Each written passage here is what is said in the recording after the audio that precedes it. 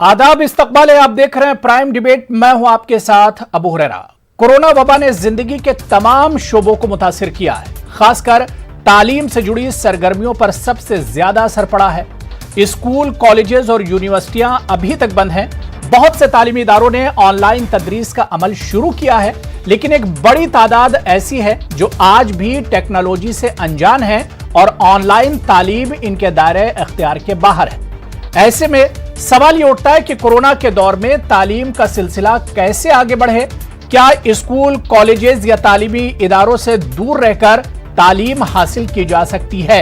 सवाल यह भी है कि रिवायती तरीके तालीम की जगह ऑनलाइन तरीके तालीम बच्चों के लिए कितना कारगर होगा। आज इसी पर हम बात करेंगे। बहुत खास मेहमान मेरे साथ जुड़े हुए हैं। बहुत जल्दी अपने मेहमानों का आपसे तारुफ करा देता हूं। मेरे साथ सैयद एहतशाम हसनैन साहब हैं, जो कि वीसी हैं जामिया हमदर्द दिल्ली के। डॉक्टर परवीन वर्मा जी हैं,